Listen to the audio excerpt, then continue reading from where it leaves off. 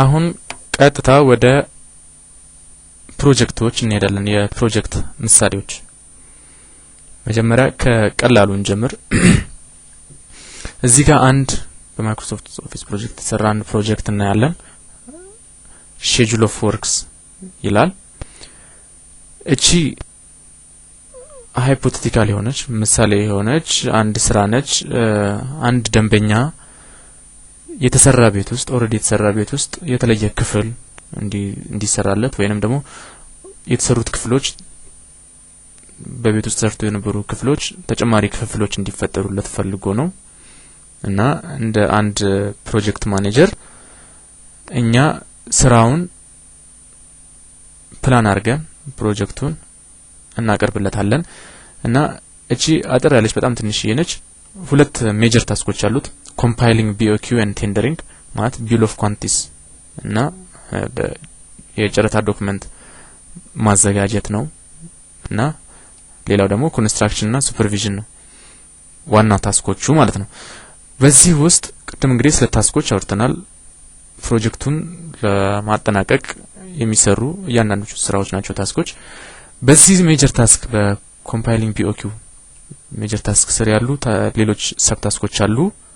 እንደሚታየው ፎርማታቸውም ይለያያል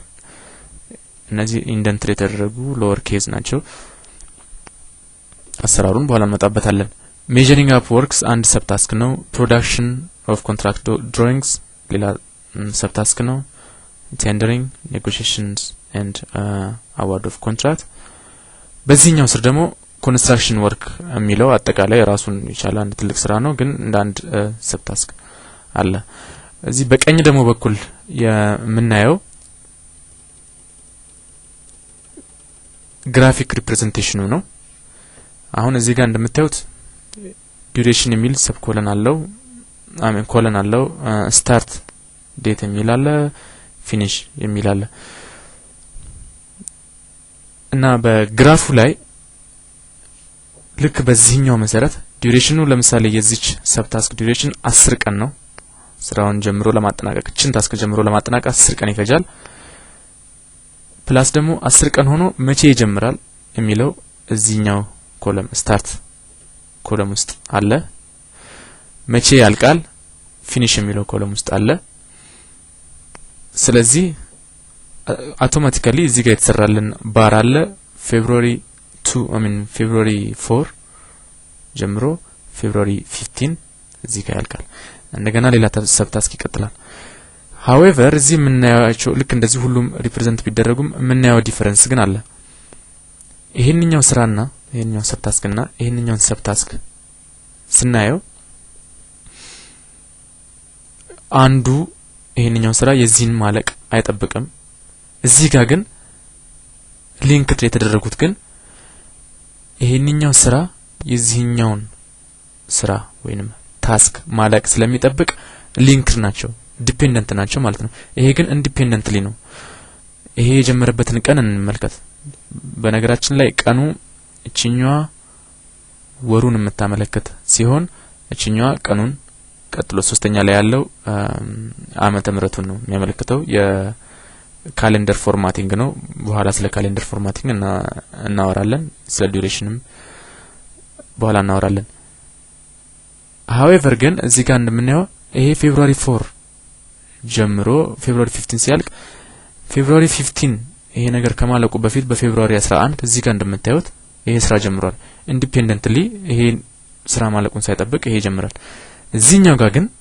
ሊንክድ ስራ አደረግናቸው ቀጥታ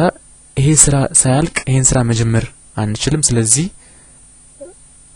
ኢንዲፔንደንት ታስኮች ናቸው ማለት ነው እነዚህ ሁለቱ እነዚህ ብቻ አይደሉም ቀጥሎ ያሉትም በተመሳሳይ መልኩ ይሄና ይሄ ሊንክድ ናቸው ቀጥሎ ያለውም ኢቭን በሌላ ሜጀር ታስክ ስር ያለው ራሱ የዚህን ስራ መጠናቀቅ የዚህን ታስክ መጠናቀቅ መጠበቅ ስላለበት ሊንክድ ናቸው እና በዚህ መሰረት እናያለን ማለት ነው ሊንክ አፈጣጠርን በኋላ እንመለከታለን እነዚህ ታስኮች ዲፔንደንት ይባላሉ ሊንክድ የሆኑት ይሄ ደግሞ ኢንዲፔንደንት ታስክ ነው ሌላ ደግሞ የምናየው ነገር ምንድነው እነዚህ ሰብ ታስኮች ሪፕሬዘንት የሚደረጉበት ባር እና ሜጀር ታስኩ ሪፕሬዘንት የሚደረግበት የባር ስታይል ወይንም አይነት ፎርማት መለያየታቸውን ነው የምናየው። ይሄንን ነው የምንለው ባጭሩ እዚህኛው ትንሽ የፕሮጀክት ላይ። ወደ ትንሽ ሞር ኮምፕሌክስ ወደ ሆነ ፕሮጀክት አሁን ደግሞ እንሄድ። እሺ ይሄ ደግሞ እንደምታዩት አንደኛ የታስኮቹን ብዛት ፕላስ ሞር ዲቴይልድ ነው። እዚህ ጋር የምናየውም ነገር ሞር ኮምፕሌክስ ነው እና ትንሽ ሰፋ ያለ ፕሮጀክት ነው ብለን እንየው። እዚህ ጋር ቅድም እንዳልናቸው ሜጀር ታስኮች አሉ። እንደገና ደግሞ ሰብ ታስኮች አሉ። ሰብ ታስኮቹ ሪፕሬዘንት የሚደረጉበት ባር ቅድም እንዳሳየና አብረን እንዳየነው ስታይላቸው እዚህ ጋር አንድ አይነት ፎርማት ሲኖረው ሜጀር ታስኮቹ ደግሞ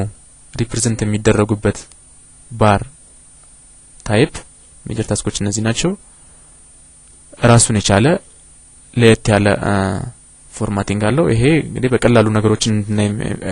የሚረዳን ነው። ፕላስ ደግሞ ሌሎች ኮምፕሌክሲቲዎችም ያሉት ምንድነው ሊንክ ዳፈጣጠሩ ፎር ኤግዛምፕል እዚህ ጋር ስታርት ቱ ኤንድ ቱ ኤንድ ወይም ፊኒሽ ቱ ፊኒሽ የሚባል አይነት ኦር ኤንድ ቱ ስታርት ኦር ፊኒሽ ቱ ስታርት የሚባል አይነት ሊንክ አፈጣጠር ወዘተርፈ ፕላስ ደግሞ ሌሎች አይነት ቅድም ያላየነው አይነት የባር አይነቶች እናያለን ማይልስቶንስ የሚባሉ ይሄ ሞር